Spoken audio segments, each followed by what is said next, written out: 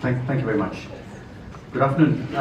Lovely to see all of you. What an amazing turnout. This is my first time at this event, so very happy to be here. So my name is Ram Iyer. I'm a sleep physician in Sheffield. I work at the Northern, delivering a respiratory sleep clinic. I also work at the Hallamshire, delivering a neurology sleep clinic.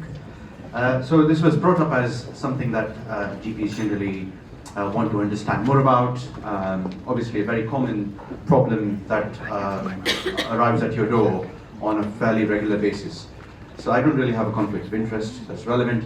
So rather than give you a complicated talk on different types of sleep disorders, I'm going to try and make it as practical as I can. I'll talk a little bit about why I think sleep is important, and maybe some guidance on how you can manage within your very short consultation the salient features that you might need to tease out in a sleep consultation, and some tips. Talk a little bit about sleep studies, and then if you've got time, I want to touch on wearables and sleep apps, which I think are going to be increasingly important with patients arriving at your door with data on their watch or their wearable.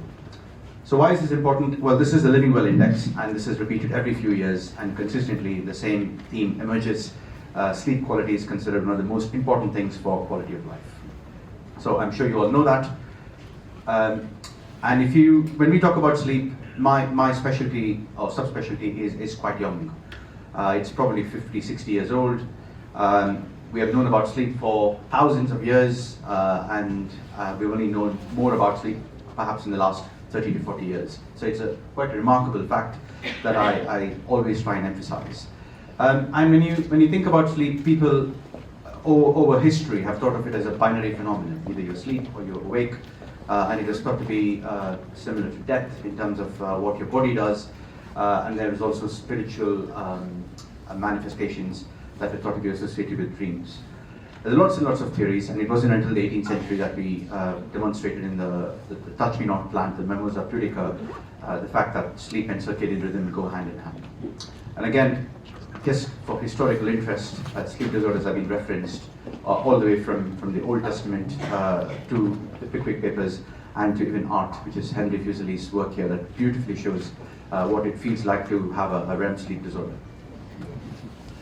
So I guess it's important to point out that we have divided sleep arbitrarily based on sleep staging and EEG data, but it is true that what is thought to be REM sleep is very distinctly different from the rest of sleep. So this is, I think, a nice distinction for all of us to have, especially when we're evaluating patients with sleep disorders. So if you look at this is N1 and N2 light sleep, and then you've got deep sleep, which is N3, and then REM sleep, which is completely different, which is where people normally remember the dreams. It's not to say people don't dream in slow wave sleep, they may not remember it. And one of the most important slides here, when you evaluate your patient with a sleep problem, it's really important to understand how sleep architecture changes with age. So the older you are, the less efficient you are as a sleeper.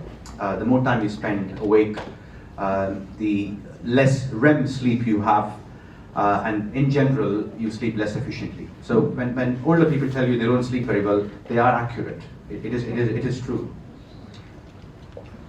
A typical sleep cycle, this is a very simplistic diagram, but a typical sleep cycle looks a bit like this. So you don't generally go straight from sleep into deep sleep.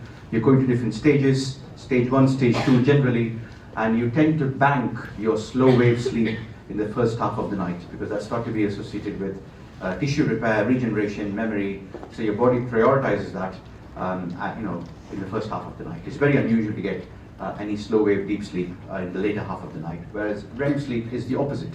You get a lot of REM sleep towards the later half of the night, which is why people sometimes wake up in the morning remembering their dreams. I won't bore you too much about this. This is the ICSD, the International Classification of Sleep Disorders. There are 7 major categories, which I'll briefly touch on, but just to show you that there are dozens of different sleep diagnoses, not just sleep apnea or not sleep apnea.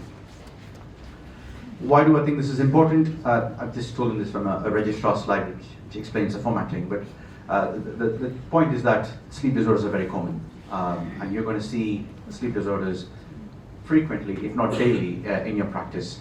And depending on what type of sleep disorder you see, you will see more of some and less of the other. So we generally divide sleep disorders into these categories. So when I'm seeing my patients in clinic, I'm going through my sleep history, and I'm trying to put them in one of these different categories. Just briefly, the commonest, insomnia and sleep-related breathing disorder, which includes sleep apnea, and then the rest of them are quite rare. But when they do present, they present quite remarkably, and usually you're able to tease it out from the history alone. Again, very important slide. If there is any branch of medicine that relies on the history, it is sleep medicine. I don't really need to see the patient, I need the story. So the majority of my consultations are done by a phone, preferably with an eyewitness, with the patient, either a family member or a relative, but I need the story.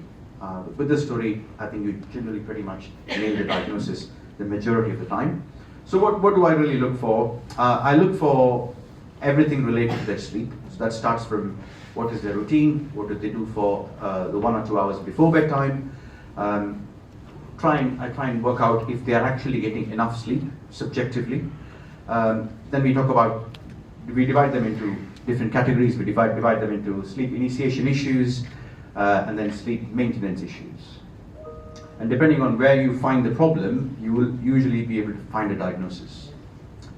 And then again, there's stuff about what happens at night. Are they sleepwalkers? Do they talk in their sleep?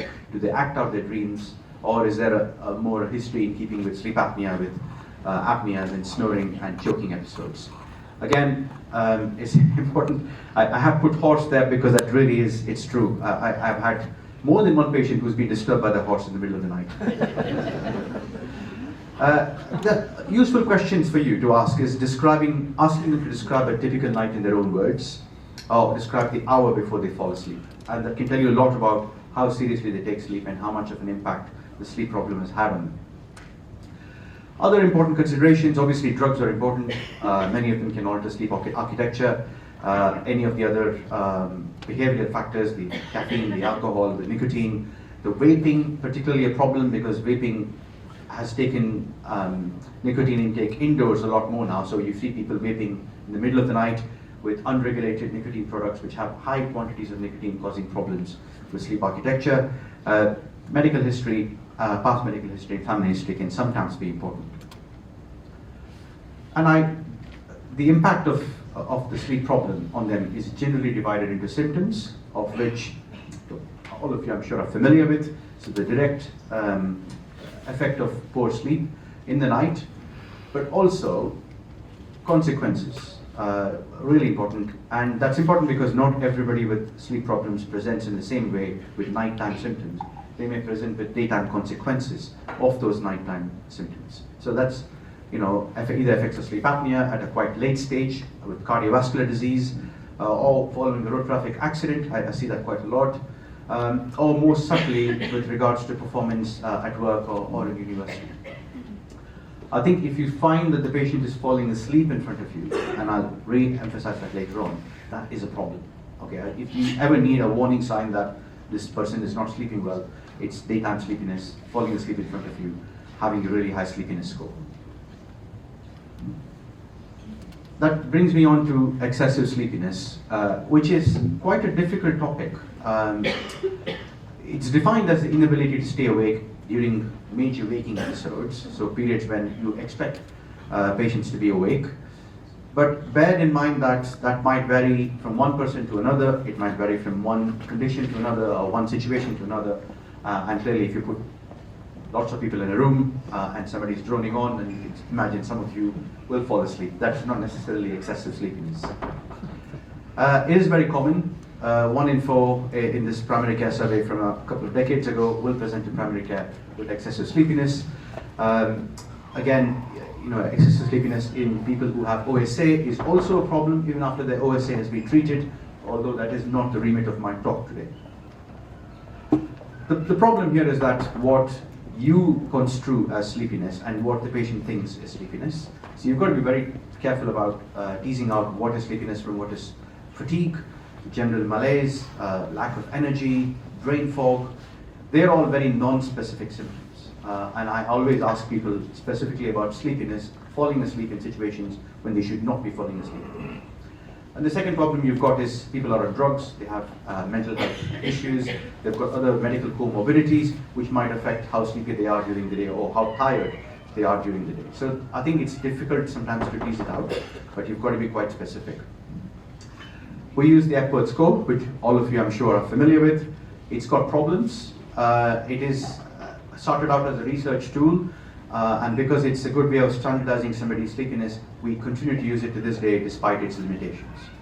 So a couple of things. It's useful to ask a partner's opinion of how sleepy they are, so by getting them to complete an Epworth, which I know many of you do because I get referrals in clinic. With regard to sleep apnea specifically, not everybody with sleep apnea is sleepy, and if you've got sleepiness, then that has implications on driving, which I'll touch on later. That's your standard Epworth score. A score of more than 11 is considered to be abnormal. A maximum score is 24. If you're getting scores sort of in excess of 15, 16, and as long as you're convinced that it is accurate, that is a good marker of daytime sleepiness, and that usually means that something is wrong with the sleeping mind. Okay, so that as a general rule. But if you look at, this is my colleague John Stradling's work from a couple of decades ago. If you look at general population of primary care patients who don't really have a confirmed diagnosis of sleep apnea, you can see that a lot of them will declare them just to be quite sleepy, quite a significant proportion. So it's not a proper bell-shaped curve. And if you look at people who have got sleep apnea compared with people who don't, again you can see quite a big number of people with treated sleep apnea are still sleepy. The more the number of medical conditions you have, the sleepier you are. That shouldn't come as a surprise. And of course, it's important to consider that there may be other things happening here rather than just a primary sleep disorder, particularly drugs, which you should be looking at in all your patients. Questionnaires are useful. So stop bang is what most of you are familiar with using. Originally developed as a pre-op screening questionnaire. Relies on a number of different factors, including the anatomy, the anthropology, and the demographics. And generally speaking, it is as screening questionnaires go, reasonably good. What I mean by that is, if you are describing somebody with a high stop bang score, then that needs to be investigated. If you've got a low pre-test likelihood of them having a sleep problem, and you're applying a stop bang, and that stop bang is very low, then you can simply dismiss them as not having a significant problem. Okay, so high stop bang score does need investigation, and it's a reasonably good marker of sleep apnea. So I've got some cases which I thought would be helpful. So 45-year-old seen in a cardiology clinic, uncontrolled hypertension, raised BMI, described himself as being tired all the time. I haven't given you an Epworth here deliberately because the tired all the time is generally a catch-all for everything. So it's important that we pick up this symptom and then apply an Epworth to it. But then when you ask specifically about what symptoms he's got, he's describing choking episodes, snoring, and apneas, and falling asleep inappropriately. So without any further tests, I think the likelihood of sleep apnea is really high in this case. Next case, 52-year-old lady, elective admission for cholecystectomy. Nurses then report post-op that she's got repeated dips in her oxygen saturations. She hasn't really complained of anything at the outset, but on further questioning, she reports being tired, being a bit irritable in the morning, and has difficulty sleeping. Now, this is very likely to be sleep apnea as well. It's a different presentation, and it's well recognized now that there are differences in gender with regard to how people can present with sleep apnea for many reasons for which people are doing PhDs all over the world. Women present differently. They are less likely to be your sleepy snorers. They're more likely to describe fragmented sleep, more irritability, more anxiety around sleepiness, but will still have a sleep study that shows classic OSA, just like males. This is a really interesting case. Not often that you will see this, but when you see this once, you are never going to forget it. So 21-year-old, significantly sleepy during the day, sleepiness since childhood, falling asleep in class, thought to be an underperformer, accused of being lazy. But then when you drill down, This is typically somebody that will be referred to me with an Epworth score of 21, falling asleep on the bus. So this is a significantly disabled person because of their sleepiness. And when you sort of drill into the history, you get some hallucinations just before they fall asleep or just before they wake up, the so-called hypnopompic hallucinations. There's a subtle evidence of cataplexy at emotion. So this, without even doing anything further, I know is going to be narcolepsy. Narcolepsy generally has to be confirmed with a polysomnogram, but this is highly suggestive. Another case, perhaps more common than narcolepsy, older age group, punching and kicking at night, hurting family members, completely out of character for him, always remembers dreams where he's put in a difficult situation, fighting people or running away from people or protecting his family, can remember the dreams when he's woken up, usually happens during the second half of the night. This is REM behavior disorder, classic REM behavior disorder, without even requiring any further tests. Now, they're strongly associated with alpha-synuclein disorders, notably Parkinson's, multisystem atrophy, or Lewy body dementia. Important that the REM behavior can precede the actual synuclein disorder by decades, sometimes 1-2 decades. But usually if you follow them up long enough and if they remain alive long enough, more than 80% of them will end up having a alpha-synuclein disorder. Okay, so it has implications. So my top tips for you really are, sleep apnea is really common, can masquerade in different ways as sort of consequences rather than direct symptoms of sleep apnea. So if you suspect someone has sleep disordered breathing, do ask the relevant questions. As I said before, if you find the patient is describing really abnormal sleepiness, Epworth score more than 15, 16, falling asleep in front of you, falling asleep in situations that they shouldn't be falling asleep in, that is abnormal. And that really calls for a referral. Use screening questionnaires, noting that they are perhaps less specific and sensitive, just like any other screening questionnaire. Women can present differently. Insomnia is really common and can coexist.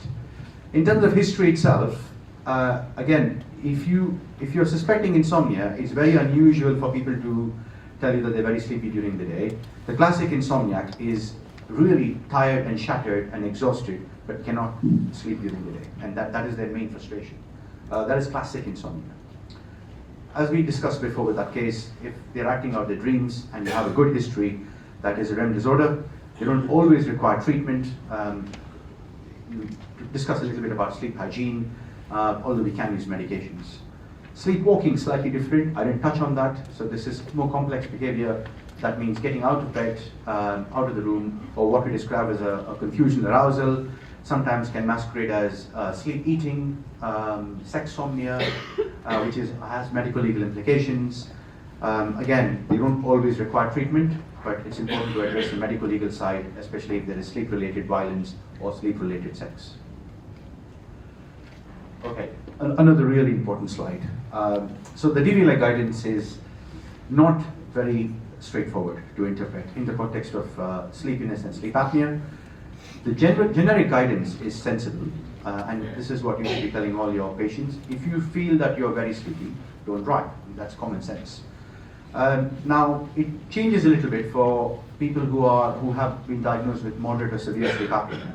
If they are sleepy, i.e. they have moderate to severe sleep apnea and they've got daytime sleepiness, they effectively have OSA syndrome.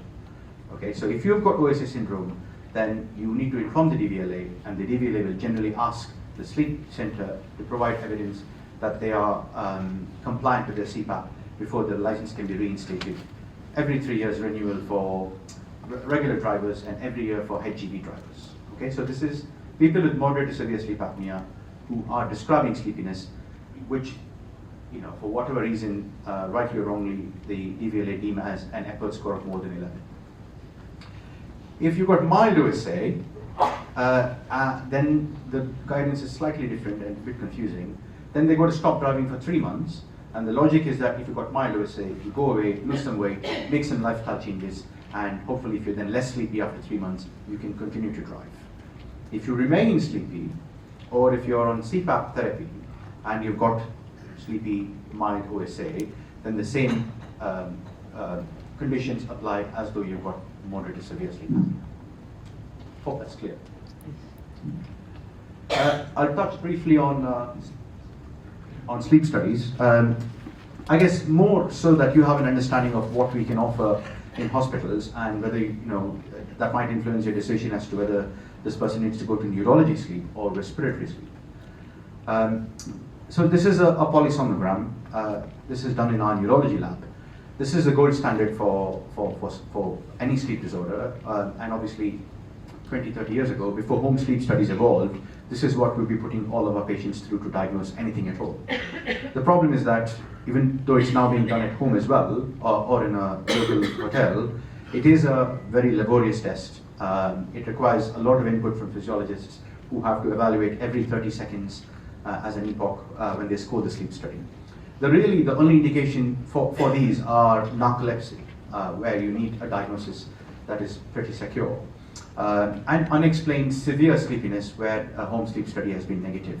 Now, some of my colleagues will offer sleep studies for people with parasomnias. I don't, as a general rule, but those are sort of categories. So you don't want to send patients to neurology if they've got sleep apnea or obesity, hypoventilation. Okay, so it's very, very specific and labor intensive. And this is why, because each of these two lines is an epoch of 30 seconds, and these are the number of signals you get. So you've got to score each one as a sleep stage. So it takes ages for them to score a sleep study.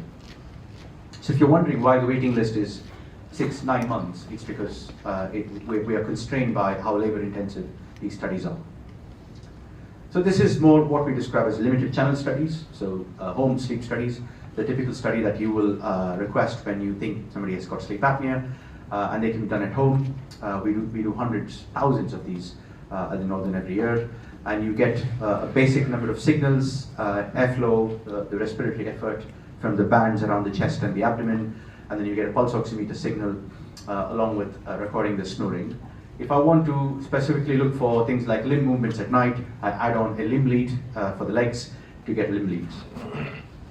And this is your typical signal that this is very simplistic, but it's typical signal, and you can see here that as the nasal airflow at the top sort of flattens out, i.e. there's no nasal airflow at all, there is increasing thoracic and abdominal effort to try and force air through the upper airway, which is collapsed. And so a few seconds after that, you see the effect of that on the oxygen saturation. So this is a classic sort of apnea, and a hypopnea is very similar to this, except that the drop is less significant. We've also got other devices which some of you from outside of the Northern might have results for. So these are peripheral arterial tone devices. They work slightly differently than the classic sleep devices. They record your arterial vasoconstriction to a sleep apnea episode, and they track the pulse rise that follows an apneic episode, and you get these so-called PAT signals. So following an apneic event, you will get a rise in your pulse and a vasoconstriction. So, and then you also get an oxygen desaturation. So for primary care, I don't think you really need to think too much about this, except that these are used to be equivalent to that of a standard sleep study. And then there are other devices which again will become more and more popular. This is an accurable device, which is a little acoustic sensor that sits sort of roughly on your trachea, and that again will give you an acoustic marker for what is an apnea, what is a hypopnea, and it also measures your finger oxygen saturations, giving you this simplified report of whether or not somebody has sleep apnea or not. So, last few slides, smartphone apps. So, there is some evidence for them. There are a couple of apps that have now been validated against sleep studies. There's one from Australia called ResApp, which is validated a couple of years ago. Reasonable sensitivity and specificity for detecting sleep apnea. The advantage, of course, is that you can get multiple nights. That takes away the night-to-night variability, which is a problem for a one-night study. They're also quite inexpensive, and you simply use the phone by the bedside. There are obviously limitations to what they can offer, and there is a problem with ancillary noise from the room or from the bed partner, which needs to be filtered out, which can be a problem. So this is something that we've done in University of Sheffield with colleagues in the computer science department. So they used an app called, I think it's called Snore Sleep, and I think it's still freely available. So just to give you an idea, so apneic episodes, here you can see there's less acoustic signal that was thought to be in apnea, and this was validated against a home sleep study, and again was moderately correlated to sleep to the home sleep study. And this is just a pictorial representation of this. I don't think these are ready for, they're okay as a screening tool, i.e. if somebody tells you they are stopping breathing, they're snoring, they feel sleepy during the day, and they've got a screening test, then I tend to believe the screening test. If they say, I'm very sleepy during the day, but this test is negative, then I tend not to believe it. So you might think that's completely pointless, but people are going to come up with more and more of these, and as the sensors on these and the wearables become more accurate, they will become genuine screening devices. My conclusions with smartphone apps are the technology is evolving, so you are going to find better quality devices coming through, and more apps that are going to be better coming through. They sit in the wellness sector, and their money is in the wellness sector. They have no desire to be thought of as a medical device, so they will never pick themselves as a medical device, because that's not where the money and the market is. So last couple of slides, consumer sleep trackers. These are perhaps better in quality. They are again they don't allow them just to be validated unless we forcibly try and do it. And a few of my colleagues in Europe and America have tried to do this with a few of the wearables. They have fairly complicated sensors, better sensors than the actigraphy devices I have in our sleep lab that we ask people to go away and wear. So I think there's a lot of potential for them. The problem is that the validation studies have repeatedly shown that they overestimate the total sleep time. There isn't really any specificity for the stuff they talk about in terms of light sleep, deep sleep, and REM sleep. They're completely useless for sleep architecture. What they're good for, most of them, are for heart rate. I mean, many of them are validated, as you're probably aware, for arrhythmia detection. So the heart rate is good, and the pedometer is good. But for actual sleep apnea detection, it's still not there. Finally, my last slide.